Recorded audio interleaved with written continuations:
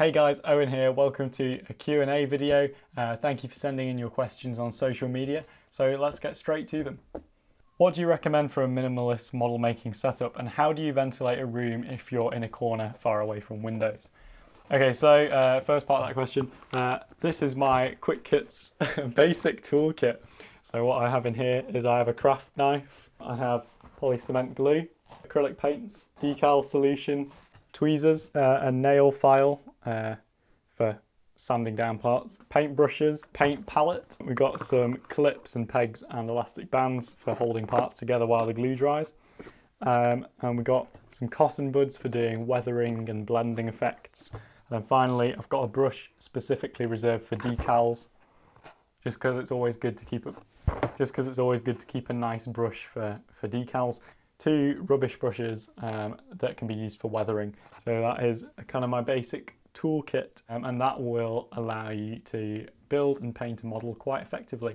So in terms of ventilating a room, I usually work by a window. So right there is a window which I can have open to ventilate. But if you're in a corner of a room where there are no windows, it could probably be best to get like a fan that can blow air across your workspace, although that could be a bit problematic. So what you could do is put the fan by a window, if you do have a window in that room, that's sucking the air out of the room and out of the window. And yeah, just keep the window and doors open. Or you could probably buy some kind of air extractor. I'm not very well researched on this kind of thing. So if anyone else is, in the comments, leave a suggestion and I'd be very interested to hear it. Are you ever going to do another build video? Yes, I will be doing another build video. I've just been very busy at the moment, but I have a contract with Model Space and they've sent me their Thunderbird 2 kit, which is what all of these boxes are behind me over here. So I'm going to be doing first a review video and then some build videos of their Thunderbird 2 kit. And then after that, yes, hopefully I'll be doing some more armour and planes and things. I know a lot of you are asking whether I'll do some modern jets. I'll try and do that, although I do want to try and work through my stash a bit, and in my stash I have a Lancaster bomber, which I know quite a lot of you are keen on me building. I also have a 1/48 scale Zero, which I'd be really interested in doing, and also my M1 Abrams, which I know a few of you also asked me about.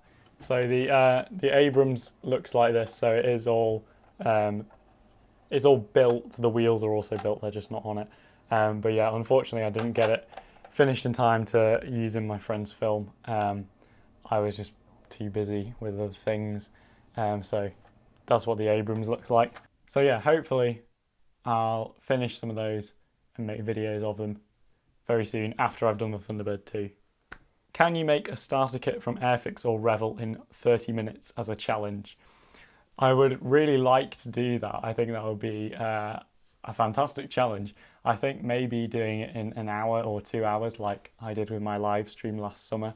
Obviously my friends did it rather than me. So yeah, I'd really like to try something like that, and it would be cool to do it as a live stream as well. So 2-hour live stream, attempt to build a kit in that time and also answer your questions. I think that would be really cool. Again, that's another idea that I have, which might not actually happen. So yeah, I don't know. What part of scale modelling do you dislike most, and vice versa? What part do you enjoy the most? I think the part that I dislike the most is doing little interior pieces, cockpits. I don't really like doing, because it seems a lot of effort that you're not going to see, especially on small scales. And the part that I enjoy most is probably the building of it. Possibly the weathering. I do quite enjoy weathering on tanks especially. But yeah, when you've got a plane and you have to spend ages doing the cockpit and you just want to get on with the build, that's probably my least favourite and most favourite parts. Would you consider doing a diorama or any kind of scene? Well, funnily enough, I did actually make this little diorama for this Stug, which I have filmed a video for, but I haven't written the voiceover script or edited it yet. So that's yet to come out. Shout out to AK Interactive for providing me with the snow effect stuff. It's really good. Would recommend it. What part of modelling was most difficult for you early on, and what helped you improve? probably the painting, and I found that I improved a lot by buying a variety of sizes of brushes, and buying good brushes as well, and using actual modelling paint, because when I started I sometimes like to use artist's acrylic paint, which is not designed for scale modelling. Don't use it for scale models. Yeah, just learning how to thin my paint, what kind of consistency works best, because in all my videos I give mixing ratios. However, when I mix it I kind of use it as a rough guide, and I prefer to sort of like feel the paint, if you get what I mean. Like I know when it feels right when I paint it on the model. I know that I've got the consistency right or wrong. So yeah, that definitely helped me improve a lot. Can you paint figures and soldiers? I personally have never really tried to do figures, and I don't think I'd be very good at them, and I feel like I would need to learn a lot myself and practice before I could make a video instructing you guys on how to do them, because I don't think I could teach you anything that you don't know already. So yeah. Where is the Bismarck? So the Bismarck hasn't really changed since the last Q&A video I did. I don't know, I just think I'm not really a ship building person. I don't know, I'm just not that interested in ships, so I've not really got that much motivation to carry on with it. And I know that you guys really want to see it, so I will finish it eventually. Maybe this summer, if I'm not too busy with filmmaking and things. Yeah, I don't know. We'll see. It will get finished. How do you get motivation to finish kits sitting around? Well, as we've seen with the Bismarck, I'm not very good at that. I don't know. I feel like it's okay to leave a kit to the side and not want to do it, and then eventually you'll just have a day where you're like, right, I want to build that one. And I think maybe you can get your motivation back by reading some of the history about that model maybe, and I think that can be quite inspirational sometimes. Or maybe look online for some techniques which are specific to that kind of kit, and maybe that will provide you with some inspiration. If any of you guys have ways which you get your motivation back, or have any stories about kits that you've left on the shelf, leave a comment in the comment section below, and I'd be very interested to read your stories. Do you have any hobbies outside of scale modelling? If so, what are they? I mean, my course is kind of all-consuming, so I do a lot of filmmaking, read a lot of books about filmmaking, watch a lot of videos about filmmaking. But other than that, I think I'd like to say I'm quite an artistic person, so I do photography as well, but I guess that kind of ties into filmmaking. And then I do quite like, I like drawing and painting when I have the time. I just don't often get the time very much anymore. But yeah, I'm not very sporty or anything. I'd rather like sit and create something rather than run around. No, I like playing the piano. Play the piano when I can. I think that's about it, really. What area of film and television are you most interested in pursuing? First of all, it's very kind of you to take an interest in that kind of thing.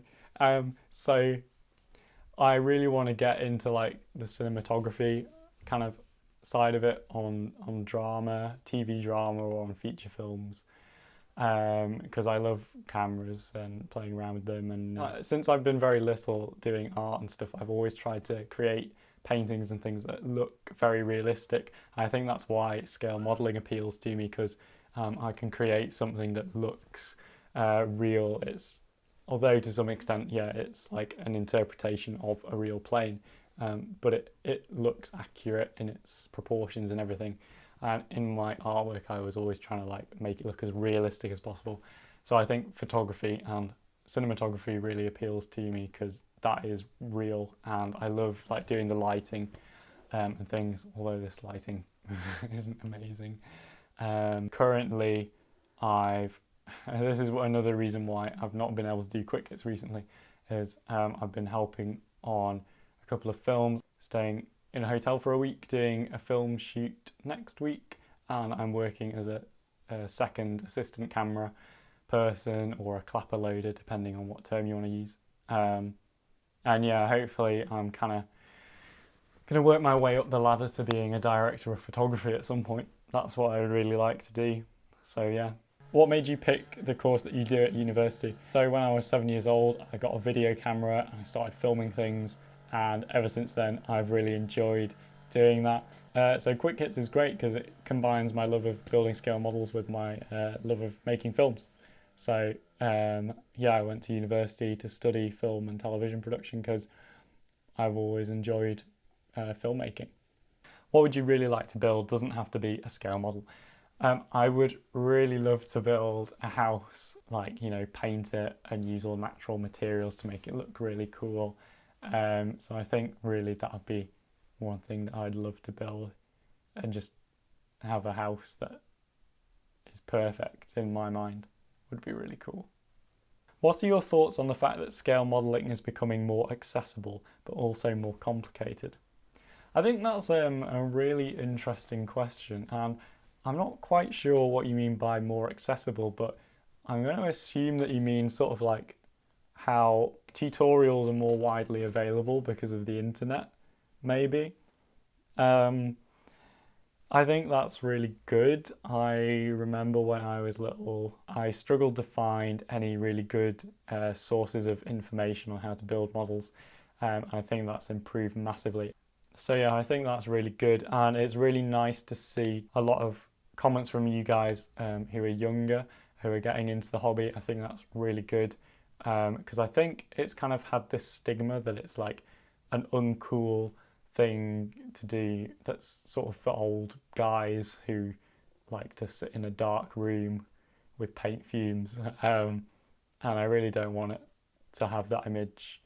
I want it to appeal to younger people and get new people involved in the hobby, because I think it's really important, and I think it's a really fun thing to do, and it's just a really nice, fun thing to do, and creative as well, which is good. In terms of more complicated, I assume that means in terms of like the airbrushes and pigments and products and things, but I think I try and show on this channel is that you don't need lots of fancy equipment to make pretty decent models. So yeah, it is getting more complicated in terms of you need different skills to be able to use an airbrush and pigments and things. But I think it's really good because it opens up new possibilities. I think that's really exciting. Will you ever have more presenters for your videos? Well, hopefully, Kendall's obviously really busy at the moment, but maybe she'll be making a video in the next few months.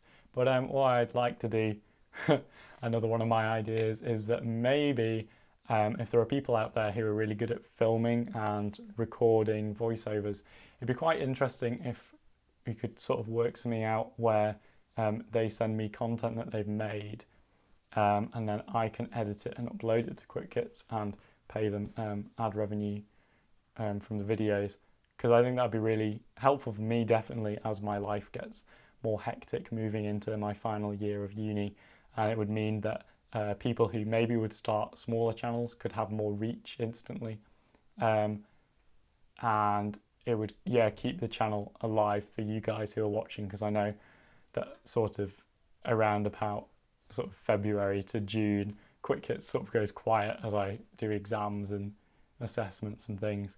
So I mean, if you'd be interested in filming content, leave me a comment below, but I mean, it might not happen. I don't know. We'd have to work something out. How do you deal with raised panel lines? You could sand them all off and then rescribe them, or you could paint the model and then dry brush them in a darker colour, sort of make them feel like they're sunken when they're not. But I would probably be more tempted to sand them off completely and rescore them. My decals are not sticking properly to the model, and they're sort of peeling away at the edge. Is this because I need decal solution? I would say that decal solution would definitely help, but that is very unusual. I feel like there's something wrong with the decals. So yeah, maybe get some decal solution. If anyone watching has any advice for how to deal with that, leave a comment below, please, and I'd be interested to hear your answer. Tips of brush painting camouflage patterns would be appreciated. What to use to mask areas up, etc. Things where it's quite free flowing. For example, the RAF Camouflage on a Spitfire, I tend to find that I rather do that freehand rather than mask anything. So I'll paint the upper surfaces brown or whatever the base colour is, and then I'll freehand the green on top. After I've got a solid base coat of brown, the green can usually apply quite nicely without needing too many coats, so it's quite neat. But then obviously I'll still use masking tape to mask off the underside colours, so I get a nice crisp line between. And again, with things like the tanks, my Panzer IV, I did freehand without any masking. I'd like to say I'm quite experienced with a brush. I find that I can do it quite easily when some people might need masking. For sort of more free-flowing camouflage patterns, I would say that Humbrol Maskol is really useful. Then obviously there's masking tape, which you can use, putty to make lines and then fill in the area with paper, but that's more for airbrushing. And then obviously the other way that you can do it is to buy aftermarket masking sets, but I mean, I don't want to spend money on that kind of thing. So yeah, those are a couple of options, but I tend to use either masking tape or do it freehand. Hi Oliver, it's great that you're getting into the hobby so young and enjoying my videos, and I hope you become an amazing scale modeler when you're older. Are you going to the RAF Cosford Air Show on the 10th of June, and if so, will you be doing a meetup? I might be too busy because I've got a film festival that I've got to sort some things out, and a couple of film shoots around then. However, I do have that weekend free and I would really like to go, so I'll keep you posted on social media about that one. I might do. I would like to. What are you currently working on now? Well, now I've got to get started on the Model Space Thunderbird 2 stuff. I really appreciate you guys' support with that series, because I as a child was a massive fan of Thunderbirds, and Thunderbird 2 is my favourite. When they offered me the opportunity to have the kit, I said yes, and I realised it might not appeal to all of you guys, but I really love it, and I hope that I can share that sort of inner 4-year-old joy with you guys, because it's some great nostalgia for me. How do you stay motivated with complicated models? Well, it tends to be the complicated models that end up on the shelf, as with the previous question, but I'd be interested to hear about you guys' thoughts. So please leave a comment below with how you get over the modeler's block, I guess. I think sometimes it can help if you do something else while you're building the model. So I've been watching Netflix sometimes when I'm building stuff. I think that really helps, or listening to music or something. It's good. What is the correct procedure for finishing models? So in my opinion, the way that I like to do it is I'll paint the surface, and then I'll take a micro mesh cloth, which is about 6,000, 8,000 grade, and polish the surface. And that makes it quite smooth. And then I found that Humbrol Decal Fix is pretty good at applying decals to surfaces that don't have like a gloss coat. So I think that's good because it means that you can cut out applying a gloss varnish over the model. So I'll paint it, polish it, apply the decals, then I'll do a coat of gloss varnish if I'm doing panel line washes, because the gloss coat is really good for allowing the wash to run into the panel lines, and if you have a matte coat, the wash won't do that as well. And then I'll have to do a matte coat if I'm going for a matte finish, obviously, and then I'll do some weathering effects, and then maybe another matte coat on top of that. So paint, polish, decal, gloss coat, panel line definition, matte coat, extra weathering, matte coat to seal it all in. But you can make it less complicated than that if you wanted to. So you could do paint, polish, decals, matte coat, some weathering, matte coat. My brother and I are looking for a big summer project to work on. Any suggestions? So I've been talking to a guy called Paul, and he's really enthusiastic about starting a group build, because I haven't done a group build before, and I thought it would be pretty cool. So me and him have been coming up with some ideas, and we thought it'd be really good to do a group build for the invasion of Normandy. So I'll be uploading a video with some more information on that. But you could build like a giant diorama maybe, or build multiple vehicles that took part in the invasion of Normandy and build like a beach scene or something. That would be pretty cool. Tank or ship? Definitely tank. All right, that's all of the questions that I've got time for today, but look forward to the Thunderbirds 2 video because I'm really excited about doing that. I think it's going to be great nostalgia for me and really fun. There's some like crazy features on the kit which should be really cool, so I'm excited to find out how that goes together. So yeah, stay tuned. I apologise for being super busy with my course and my life at the moment, but yeah, I would like to get some training in the camera department and stuff. So that's kind of my focus at the moment, really, so that I'm more prepared after uni.